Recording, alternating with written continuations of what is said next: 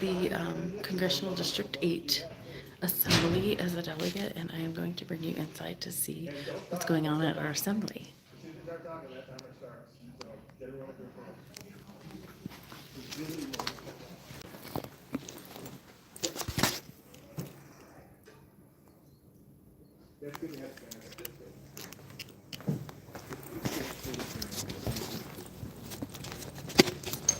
Who's placing the nomination? You can talk about it.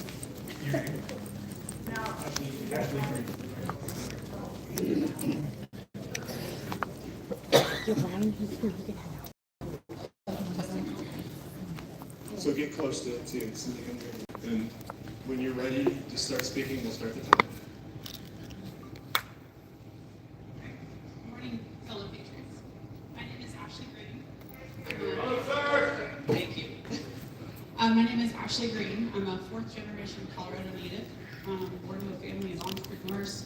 I'm a mother to a beautiful 2-year-old daughter, and I'm the wife of a union chairman. I'm nominating Adam Dorado today for CD8. I believe that he's going to do a great job for us, and I prepared a little speech here. Bear with me here. I'm not great with public speaking. The future of our state is something I worry about often, especially since becoming a mother. I'm accountable to my family, and our representatives need to be reminded that they're accountable to us, and they should take that just as seriously.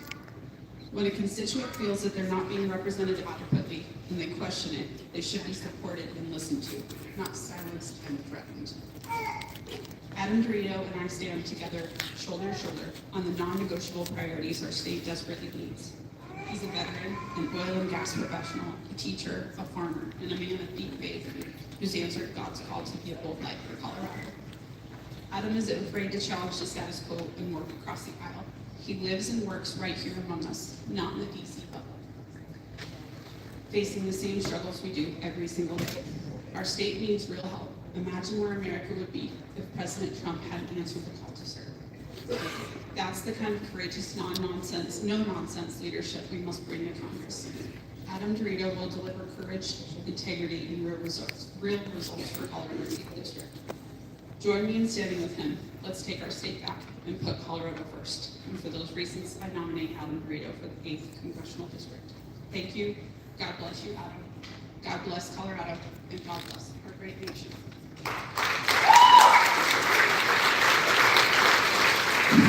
Before I speak, I want to, Aaron, take about 30 seconds. So I promise I'll be quick. My name is Aaron Love. I'm the chairman of the Freedom Syndicate Political Action Committee. I'm a Las Vegas native. You may ask yourself, what are you doing here? After 24 years of spending my time fighting in GWOT as an Air Force Special Operator with over 6 combat deployments, all through 2002 through 2024 at the end of 25, I got out of the military and I didn't recognize the country that I was living in. Much like 6 out of 10 Americans today that are unsure of where the country is going and if they're happy with that progress, I looked around and I needed somebody that was willing to fight, somebody that was bold, somebody that was proven, somebody that operated from principle and not politics, somebody that was willing to get into politics to fight for their constituents and not make it a forever job. I've known Adam for more than 10 years. I was completely aware of his background. And when he said he wanted to get into forward-facing politics, I told him not to. I told him I didn't know if we had it in us, the Constitution, to take things as far as we needed to go. But he sold me, and that's why I hopped on a plane and left my 2 small children at home. I've got a 2-year-old and a 5-month-old that are waiting for me to get home tonight. I came here because I thought that it was important. My entire 24 years was looking forward to peer and facing threats and trying to see where the threats of America were coming from. In Colorado, make no mistake, you are a battleground and you're already in the fight. I ask you to choose a fighter. I ask you to choose somebody that cares about you and not the political position that he is about to take in. I ask you to be on our team. We don't need a ton of people. Today, we need 6 out of 10 of you to say, I'm not sure where this country is going, but I need somebody to fight when my voice isn't in that room. They're not in the pocket of large, otherwise funded organizations. They actually care about Colorado. They know what they're talking about. They live here. Adam Dorado. Thanks, Aaron. So, I'm Captain Adam Dorado, an Army officer, an oil and gas worker. This is where I live. This is where I love. And I got off a plane last night at midnight. I was actually down in Florida jumping with D-Day survivors. And what we do is we bring them out to Normandy, we jump with them. I'm a paratrooper by trade, and something that Lieutenant Colonel Doyle did with Captain Winters, which is wild, told me, he's like, don't let everything go to waste of what we fought for. And that meant a lot to me. And this is all that I've done in my life is work and live here in my entire adult life. And you can see all these young people that are standing behind me, even young and old, is that this generation wants to be able to buy a house and afford a family and be able to have kids. Because if we keep doing things the way we keep doing them, it's never going to happen. No, I am not going to allow votes that do not criminalize the transgender surgeries of children and not hold those parents and pediatricians responsible for doing that. I'm an unapologetic conservative Catholic. That is a line I'm not going to cross. No, I am not going to support amnesty for illegals and give them exceptions because Reagan did that in California and it didn't work. No, I am not going to allow members of Congress who commit sexual assault and harassment not to be held accountable by using a slush fund from your taxpayer dollars. Those votes are realistic. Those are boundaries I'm not willing to cross. No, I don't agree with everybody in this district, but I'm the only one who can bring them in. I'm a union worker by trade now because I lost all my jobs here in Brighton because all those yards closed, because we lost all the oil and gas opportunities. Over 100,000 jobs since 2012 since I've been here. Now I work at a refinery under a bunch of Canadians against my will with their blocky heads and their square wheels like in South Park, right? But you want to know what? All the Hispanics love me there. I'm the minority. I'm the white Catholic guy. But they're like, you're the only guy who comes down here and actually fights for our jobs. Cody, I work with Cody up here. And he's like, if we don't get you in, this refinery's gonna get shut down. We went on strike for 2 weeks and no one showed up but me. JBS went on strike, and yeah, some of them were Somalis. We went up, some of them were actually American citizens. They're not all illegals. And I stood with those workers as well because they're the largest beef producer in the state, and it's a national security issue.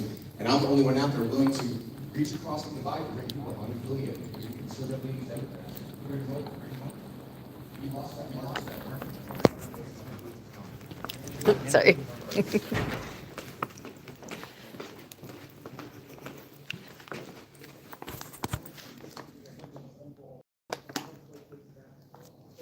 I came out here to say, let's look at the difference between the number of people that are standing behind one candidate versus the next one that's going to come up.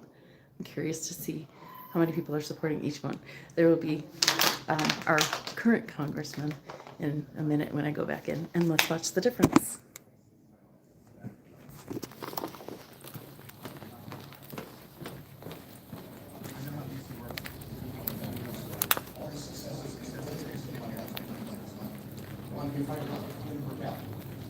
I wanted to do all these other things. That's not God's plan for me. It's brought me to here, right now, talking to every single one of you. So maybe this is what I'm supposed to do. And all I'm asking is for a fair primary. You're not choosing who's going to win the election today. You're choosing, as delegates, do you have the responsibility to make sure that Trump's agenda gets passed for the next 2 years, or are we going to hold him hostage and say we're not going to pass any more legislation unless we get what we want? And we've seen that happen in CD3 recently. It's not going to happen under me. I should go to his house here in a couple more weeks because I get invited down there all the time. Okay? So, I asked that what our founding fathers said, to this we pledge our lives, our fortunes, and our sacred honor, and to that I'm willing to give. America first, Colorado always, freedom forever. Let's do this.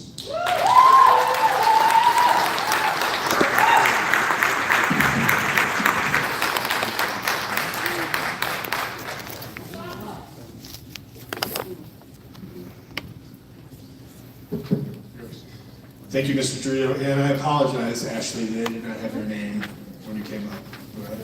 I'm good now, I have the paper. So now the chair recognizes Christina Smart. And if there's any supporters for Representative Evans, they may also come up.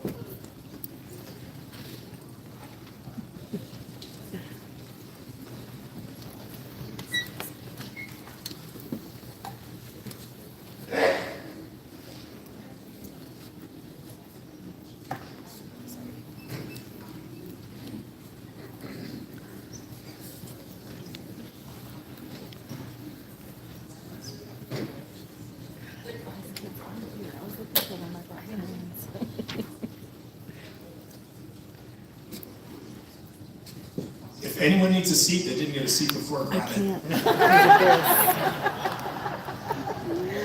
can't.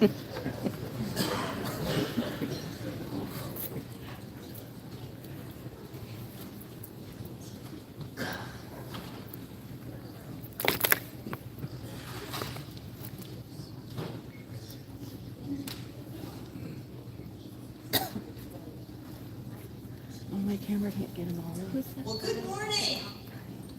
I'm Christina Smart, and I'm here to nominate Gabe Evans as your candidate for CD8. I've known Gabe since he was in middle school and in my composition writing class. And he was always, thank you, and he was always a wonderful student. He was a terrific writer, and he was a true patriot.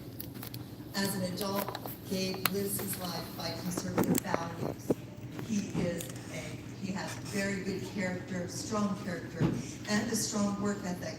In addition to that, he has that willingness to serve, and serve he has, from the military to law enforcement, to working in the state legislature and Congress. But 2 years is too short a time. Seems like this guy has And a with lot Donald more Trump's support than the endorsement, last We one. need to send Gabe back to DC. Therefore, it is my honor to nominate Gabe Evans as your candidate for CD8.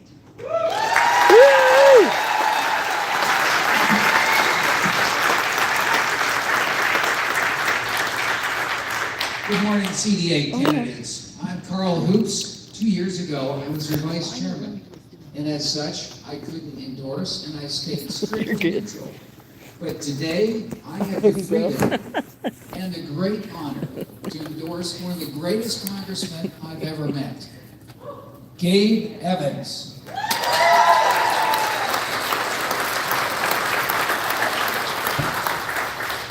We have one candidate, one choice of a man of integrity, a man with no blemish on his record, a man who has served as a policeman and as a military officer with distinction.